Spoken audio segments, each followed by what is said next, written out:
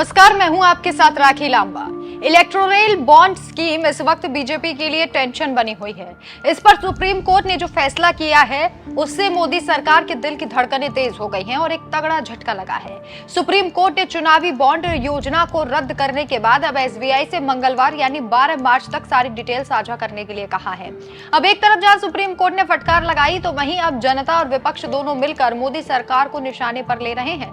दरअसल supreme court से state bank of India को तगड़ा झटका लगा। इलेक्टोरल बॉन्ड से जुड़ी जानकारी साझा करने की समय सीमा 30 जून तक बढ़ाने की एसबीआई की मांग को खारिज कर दिया गया है। सुप्रीम कोर्ट ने एसबीआई से मंगलवार यानी 12 मार्च तक सारी डिटेल साझा करने को कहा।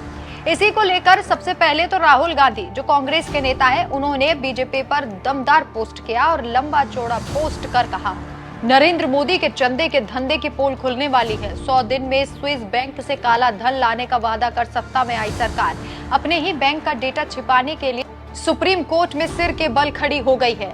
आगे इस योजना को घोटाला बताते हुए राहुल ने लिखा, इलेक्टोरल बॉन्ड्स भारतीय इतिहास का सबसे बड़ा घोटाला साबित होने जा रहा है, जो भ्रष्ट उद्योगपतियों और सरकार के नेक्सस की पोल खोलकर नरेंद्र मोदी का असली चेहरा देश के सामने लाएगा। क्रोनोलॉजी स्पष्ट है, चंदा दो, धंधा लो, चंदा दो, प्रोटेक्शन लो, चंदा देने वालों पर कृपा की बौछार और आम जनता पर टैक्स की मार। यही है भाजपा की मोदी सरकार।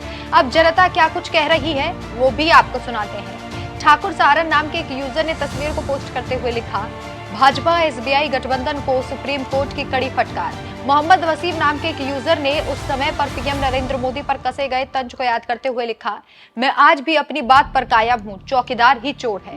एक यूजर ने लिखा, एसबीआई को सुप्रीम कोर्ट अलर्ट करे कि डेटा सुरक्षित रखे और दस्तावेज में आग ना लगे, वरना एमपी में आग और हालिया विधानसभा चुनाव के ईवीएम टाइम लिमिट से पहले ही डिस्ट्रॉय होने जैसी घटना भी हो सकती है। काव्या नाम के यूजर ने लिखा, सुप्रीम कोर्ट ने दिया सुप्रीम धक्का, भाजपा का अंत होगा पक्का।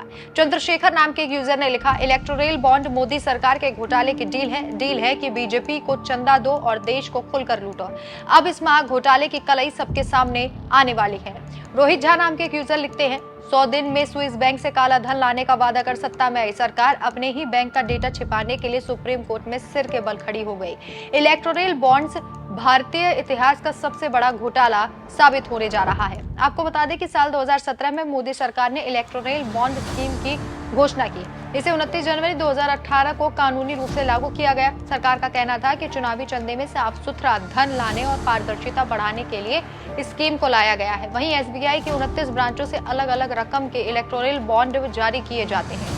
ये रकम 1000 से लेकर 1 करोड़ रुपए तक की हो सकती है, लेकिन अब सुप्रीम कोर्ट ने इसे असंवैधानिक करार देते हुए रद्द कर दिया और एसबीआई से मंगलवार यानी 12 मार्च तक सारी डिटेल साझा करने को कहा है।